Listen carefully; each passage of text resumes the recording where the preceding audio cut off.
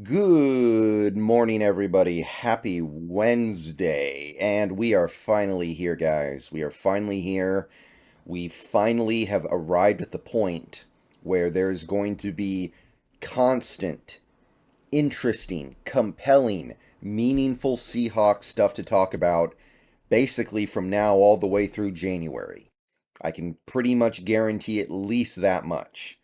And honestly, when you take into account free agency and the draft, you might be going all the way into May or June before things really start to die down from here. Now, obviously, the last 2 days have been relatively active. We've had quite a few significant announcements from the team: the Quandre Diggs restructuring, the Nwosu extension, some of the roster churn. But today is the day when things really kick off with Seattle Seahawks training camp. Today is the first day of training camp. It is Wednesday, July 21st. I've got this article from Field Goals up on the screen. The important part you guys need to know: camp kicks off on Wednesday, July 26th, which is today. So, pretty much every day from here on out, we're going to hear at least something that is compelling, something that is interesting. And we're going to be talking about it here as much as we can. We're going to start to hear about some of these young players. We're going to hear about who's gotten better. We're going to start hearing about who's going to fit in where. And it's going to be it's after a relatively quiet off season that finally picked up in the last couple days. We're finally going to start to learn stuff. Now, don't get me wrong, you don't want to go too far with anything that you hear in training camp. You don't. You don't want to eat the rotten cheese, as they say sometimes. The stuff they say in training camp very often does not translate to the actual games. I remember last year very clearly. I remember this very, very vividly.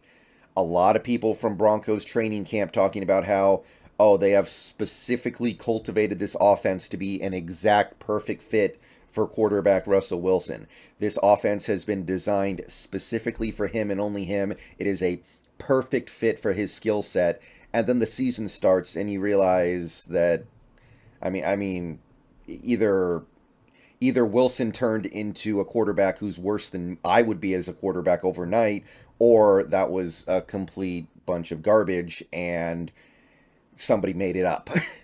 So stuff like that happens all the time. You're going to hear that this guy's in the best shape of his life. You're going to hear that this guy's doing stuff better than he's ever done it, and it may not mean a whole lot. So, with that being said, we're still going to work with what we have. And the Seahawks are definitely going to give us something. And some of it's going to carry over and some of it won't be. Like last year in training camp, I remember there was a lot of buildup about how Tariq Woolen was coming along quicker than people expected. And that ended up translating to the regular season because he started day one and was a quality player almost immediately. He was a useful starting player pretty much out of the gate and very quickly became a really good player, like borderline elite cornerback within like a month, not even a month maybe. So sometimes you do learn stuff, sometimes you just get smoke blown. So we'll see which way it goes. Now, training camp, the public can attend the training camps, at least some of the sessions. I've done it before. It's fun. It's cool. It's not necessarily the most user-friendly experience, but it is a interesting experience that I think a lot of diehard Seahawks fans should do at least once. I've done it a few times. It's fun. I don't think I'm doing it this year, but there are obviously going to be a lot of training camps, and if you guys are close to the VMAC or can easily get out there for one of these public sessions, not a bad idea to go out there and do it. So that's basically the general stuff about training camp. So let's talk a little bit about the specific stuff with this Seahawks team. What are we looking for over the next couple of weeks? Because the first preseason game is, I believe, August 10th. It's the week of August 10th anyway. So we've got a couple weeks where we're not going to have any games. We're going to get the mock game, I believe, before the first preseason game, but we're not going to have actual televised preseason games to get a feel for how the team might be trending. So, what are we looking for in training camp this season? unlike last year we were looking for a lot. When you think about it, last year we didn't know who our starting quarterback was going to be, and it seemed like every day we would hear different things. Today, Gino did really good and Locke didn't do good, or the next day, Locke would do really good and Gino wouldn't look good, and that stuff really mattered because both those guys had basically an equal chance to be the starting quarterback. So when reporters came out and said, "Oh, this guy looked better than that guy," we cared. This offseason, not so much because we kind of know Gino's the guy almost no matter what. It would take something incredibly extreme for Gino to not be the starter. So that stuff's less interesting. This year, we kind of know who our starting running backs are going to be. We know who our top receivers are going to be pretty much for sure. The offensive line is mostly set, unlike last year, etc., etc. So honestly, when you're looking at the offense, I think the main things we're going to look for on the offensive side of the ball are, of course, and this goes for the whole team. Don't get me wrong, rookies. You always want to see what your rookies are doing. Pretty much any rookie can really make or break how much playing time they get in the season by how they look in camp. That's obviously the first phase of earning actual meaningful playing time. So I am going to be watching some of the young guys like Bradford, like Oluwatimi, like JSN, like Charbonnet. But in terms of trying to figure out what the team is going to be when the season starts, mainly I'm looking at center and right guard because those are the two positions on the offense that I think could be potentially flipped based off camp.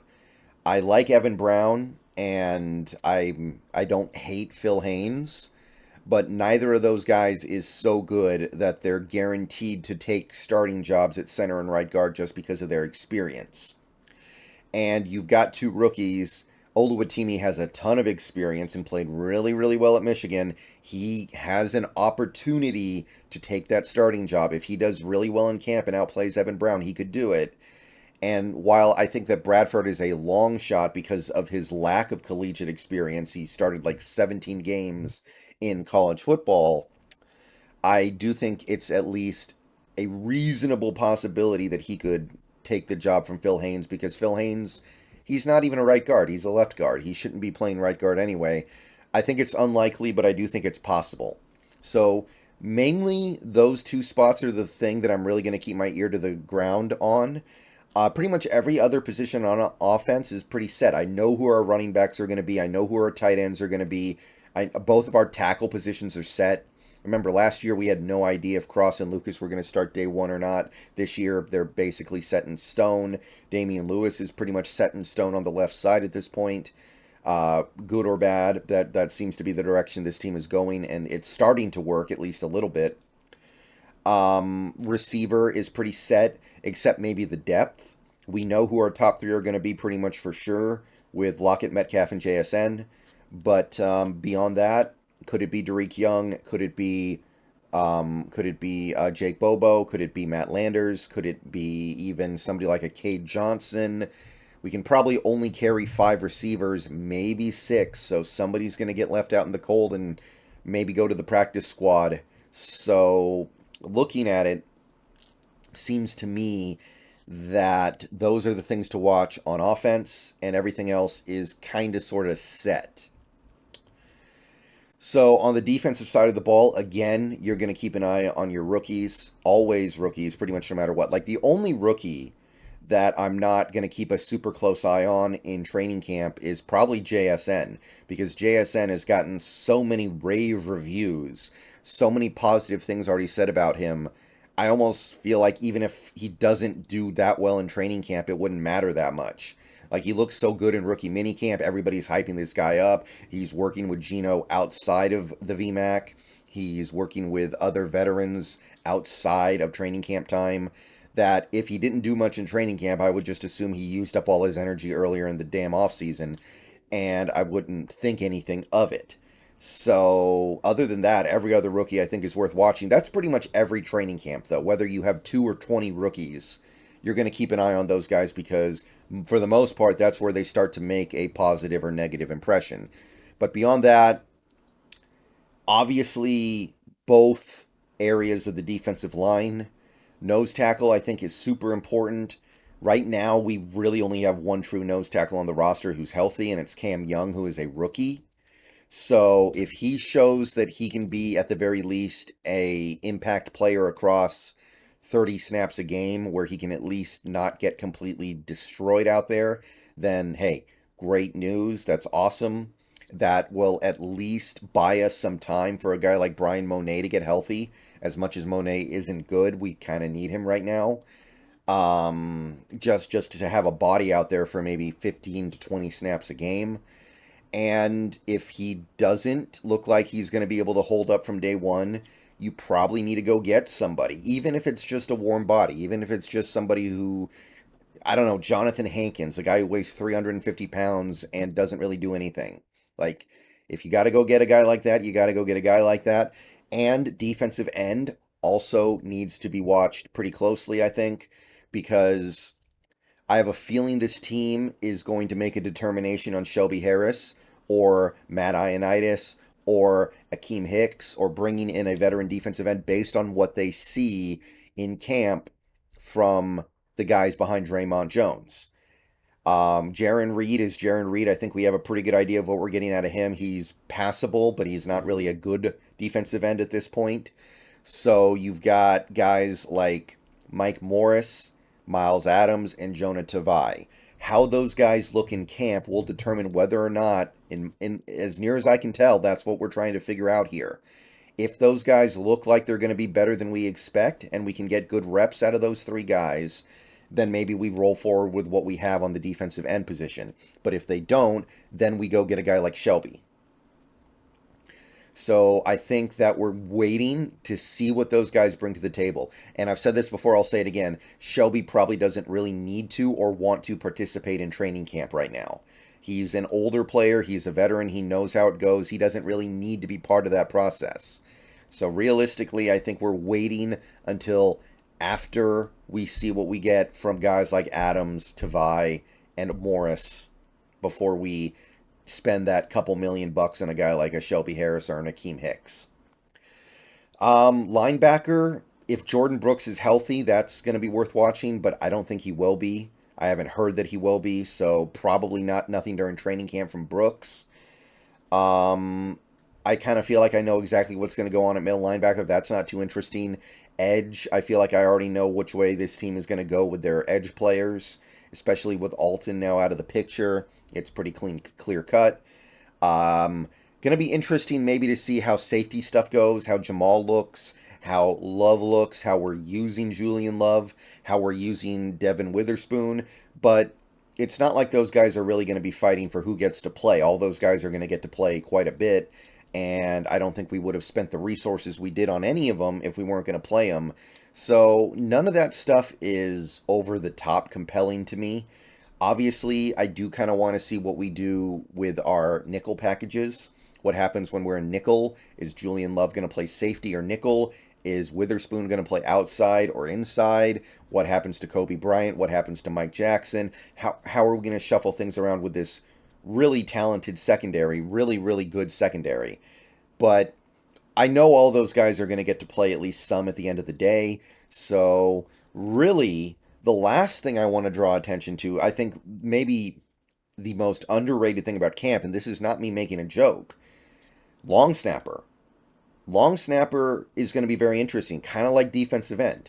We've got Chris Stoll, who was the best long snapper in the nation last year. Supposedly, he won awards. He's really, really good.